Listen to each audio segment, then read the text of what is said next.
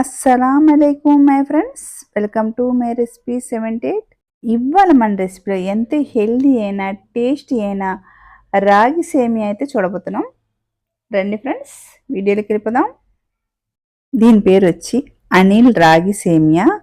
ఇక్కడ ఆంధ్రలో అయితే నాకు దొరకలేదు, తమిళనాడు నుంచి తెప్పించాను.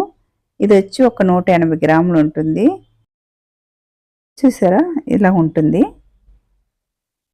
ఇలాగా రాగి సేమియా ఒక కప్పు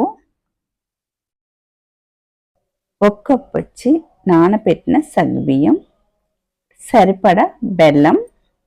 ముందుగా స్టవ్ వెలిగించుకొని ఇలా కళాయి పెట్టుకోవాలి. కళాయి పెట్టేసిన తర్వాత 1 టేబుల్ స్పూన్ వచ్చి నెయ్యి వేయాలి. ఇలా నెయ్యి వేసి నెయ్యి కరిగిన తర్వాత ఇప్పుడైతే కొద్దిగా జీడిపప్పు వేయాలి.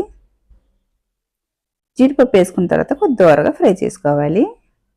ఇప్పుడు ఇలా ఫ్రై అయిన వెంటనే ఇలా తీసేయాలి.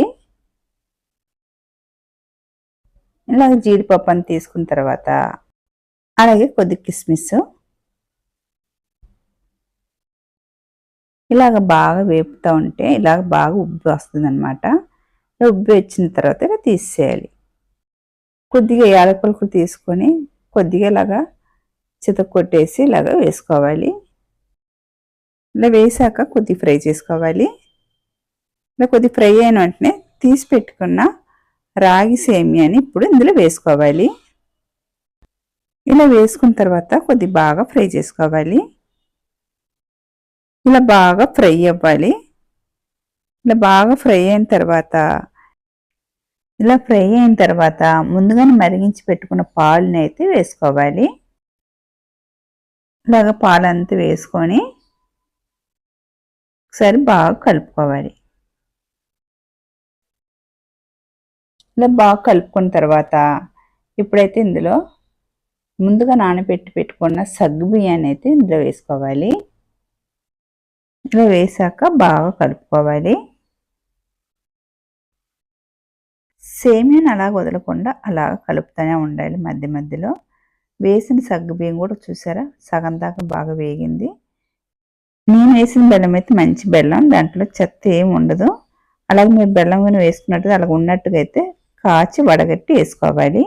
బెల్లం లేకపోతే పంచదార కూడా వేసుకోవచ్చు.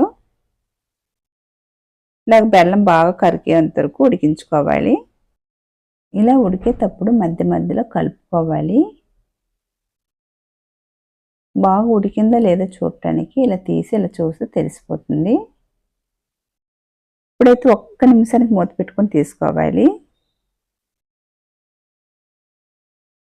ఇప్పుడైతే 1 నిమిషం అయితే అయిపోయింది.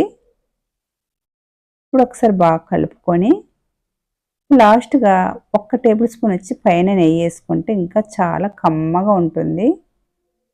ఇలాగా 1 టేబుల్ స్పూన్ నెయ్యి వేసుకోవాలి. వేసుకొని ఒకసారి బాగా కలుపుకోవాలి.